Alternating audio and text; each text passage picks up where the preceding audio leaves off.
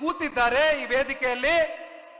ನಾನಿವತ್ತು ಒಂದು ಮಾತನ್ನ ತಿಳಿಸ್ಲಿಕ್ಕೆ ಬಯಸ್ತೇನೆ, ಒಂದು 2-3 ಅಂಶಗಳನ್ನ ಪ್ರಸ್ತಾವನೆಯನ್ನ ಮಾಡ್ಲಿಕ್ಕೆ ಬಯಸ್ತೇನೆ.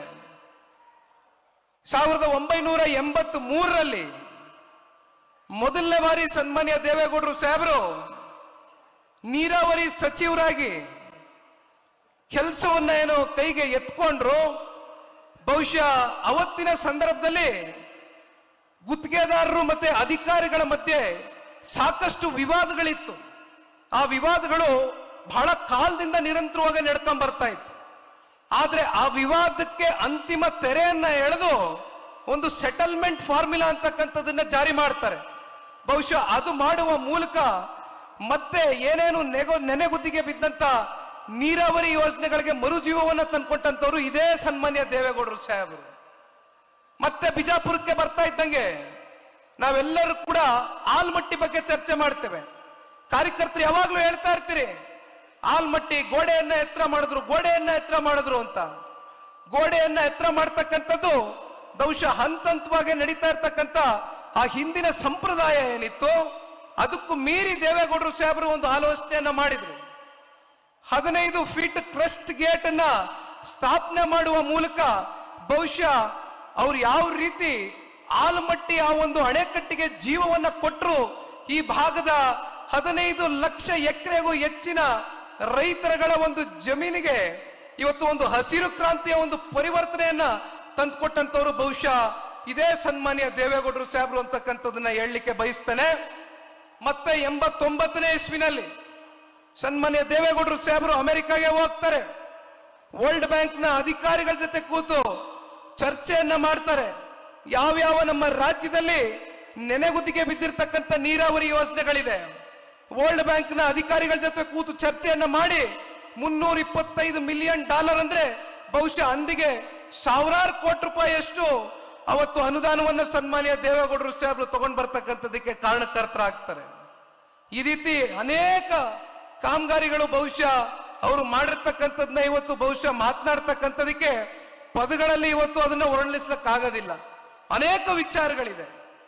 ಮತ್ತೊಂದು ಕಡೆ ಕಾಂಗ್ರೆಸ್ನವ್ರು ಏನಪ್ಪಾ ಮಾಡ್ತಾರೆ ಅಂದ್ರೆ, ಇದೇ 2013ರಲ್ಲಿ ವಿಧಾನಸಭೆಯ ಸಾರ್ವತ್ರಿಕ ಚುನಾವಣೆ ಬರುತ್ತೆ.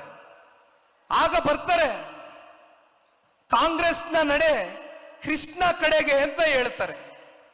ಎಲ್ಲರಿಗೂ ಬಹುಶಃ ಜ್ಞಾಪಕ ಇರಬೇಕು, ಕಾಂಗ್ರೆಸ್ನ ನಡಿಗೆ ಕೃಷ್ಣ ಕಡೆಗೆ ಅಂತ ಹೇಳಿ ಪಾದಯಾತ್ರೆ ಮಾಡಿದವರು, ಆಣೆ ಪ್ರಮಾಣ ಮಾಡಿದವರು, ವರ್ಷಕ್ಕೆ 10,000 ಕೋಟಿ, 5 ವರ್ಷಕ್ಕೆ 50,000 ಕೋಟಿಯನ್ನ ಇಡ್ತೇವೆ ಅಂತಕ್ಕಂಥದ್ದನ್ನ ಹೇಳಿದವರು. ಮತ್ತೇನಾಗುತ್ತೆ, UKP 3ನೇ ಹಂತ 17,000 ಕೋಟಿ ಅವತ್ತು ಸಂಪೂರ್ಣಗೊಳಿಸಬಹುದಾಗಿತ್ತು, 17,000 ಕೋಟಿ ರೂಪಾಯಿ ವೆಚ್ಚದಲ್ಲಿ UKP 3ನೇ ಹಂತ. ಆದ್ರೆ ಸುಳ್ಳು ಭರವಸೆಗಳನ್ನ ಕೊಟ್ಟು ಬಂದಂತ ಕಾಂಗ್ರೆಸ್ನವರು ಸಂಪೂರ್ಣ ಬಹುಮತದಿಂದ ಸರ್ಕಾರವನ್ನ ಮಾಡ್ತಾರೆ, ಆಡಳಿತವನ್ನ ಮಾಡ್ತಾರೆ.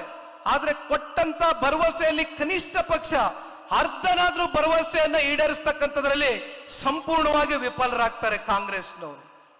ಅವರು ಮಾಡಿದಂತ ಪಾಪದ ಫಲವೇ 17,000 ಕೋಟಿಗೆ ಇದ್ದಂತಹ ಒಂದು ಪ್ರಾಜೆಕ್ಟ್ ಕಾಸ್ಟ್ ಏನಿತ್ತು, ಆ ಕಾಸ್ಟ್ ಎಸ್ಕಿಲೇಷನ್ ಆಗಿ 87,000 ಕೋಟಿಗೆ ಇವತ್ತು ಹೋಗಿ ತಲುಪಿದೆ. ಹತ್ತತ್ರ 70,000 ಕೋಟಿಯಷ್ಟು 17,000 ಕೋಟಿಗೆ ಆಗ್ಬೇಕಾದಂತ ಕಾಮಗಾರಿ ಸಂಪೂರ್ಣ ಕಾಸ್ಟ್ ಎಸ್ಕಿಲೇಷನ್ ಆಗಿ ಗಗನಕ್ಕೆ ಹೋಗಿ ತಲುಪಿದೆ. ಮತ್ತೆ 2023 ಮೊನ್ನೆ ನಡೆದಂತ ಸಾರ್ವತ್ರಿಕ ವಿಧಾನಸಭಾ ಚುನಾವಣೆಯಲ್ಲಿ ಅಲ್ಲಿಯೂ ಒಂದು ಮಾತು ಕೊಡ್ತಾರೆ. ಏನ್ ಹೇಳ್ತಾರೆ, ಇಡೀ ರಾಜ್ಯದಲ್ಲಿ ನೆನೆಗುತ್ತಿಗೆ ಬಿದ್ದಿರ್ತಕ್ಕಂಥ ನೀರಾವರಿ ಯೋಜನೆಗಳಿಗೆ 2 ಲಕ್ಷ ಕೋಟಿ ಕೊಡ್ತೀವಿ 5 ವರ್ಷದಲ್ಲಿ ಅಂತ ಪ್ರಣಾಳಿಕೆಯಲ್ಲಿ ಇದೇ ಕಾಂಗ್ರೆಸ್ನವರು ಹೇಳ್ಕೊಂಡಿದ್ದಾರೆ. ಅಂದ್ರೆ ವರ್ಷಕ್ಕೆ 40,000 ಕೋಟಿ. ಇಲ್ಲಿಯವರೆಗೂ ಎಷ್ಟು ಕೊಡಕ್ಕಾಗಿದೆ? ಜಲಸಂಪನ್ಮೂಲ ಇಲಾಖೆಯಿಂದ ನೀಡಬೇಕಾಗಿರ್ತಕ್ಕಂಥ ಹಣ ಏನು ನೀರಾವರಿಯ ಯೋಜನೆಗಳಿಗೆ, ಆ ಹಣವನ್ನು ಕೂಡ ಇವತ್ತು ಗ್ಯಾರಂಟಿ ಯೋಜನೆಗಳಿಗೆ ಬಳಕೆ ಮಾಡಿಕೊಂಡು ಇವತ್ತು ಸಂಪೂರ್ಣವಾಗಿ ನಮ್ಮ ರಾಜ್ಯದಲ್ಲಿ ಎಲ್ಲ ನೀರಾವರಿ ಯೋಜನೆಗಳಿಗೂ ಕೂಡ ಇವತ್ತು ಒಂದು ಸ್ಥಗಿತವನ್ನು ಹಾಕಿರ್ತಕ್ಕಂಥದ್ದು ಇದೇ ಕಾಂಗ್ರೆಸ್ನ ಪಕ್ಷ. ಇವತ್ತು ಸನ್ಮಾನ್ಯ ಕುಮಾರಣ್ಣ ಅವರು ಈ ವೇದಿಕೆ ಮೇಲೆ ಕುಳಿತಿದ್ದಾರೆ. ಕುಮಾರಣ್ಣವರು ಈ ರಾಜ್ಯದ ಮುಖ್ಯಮಂತ್ರಿಗಳಾದಾಗ ನಿಮ್ಮೂರಿನಿಂದ ವಿಶ್ವ ಮಟ್ಟದವರೆಗೆ ರಾಜಕೀಯ, ಸಿನಿಮಾ, ಸ್ಪೋರ್ಟ್ಸ್ ಯಾವ ಸುದ್ದಿಯೂ ಮಿಸ್ ಆಗಲ್ಲ. ಬರೀ ಸುದ್ದಿಯಷ್ಟೇ ಅಲ್ಲ, ಜೊತೆಯಲ್ಲೇ ಇರುತ್ತೆ ವಿಶ್ಲೇಷಣೆ. ಗ್ಯಾರಂಟಿ ನ್ಯೂಸ್ನ ಸಬ್ಸ್ಕ್ರೈಬ್ ಮಾಡಿ, ಫಾಲೋ ಮಾಡಿ, ಕ್ಷಣ ಕ್ಷಣದ ಅಪ್ಡೇಟ್ಸ್ ಪಡೆಯಿರಿ.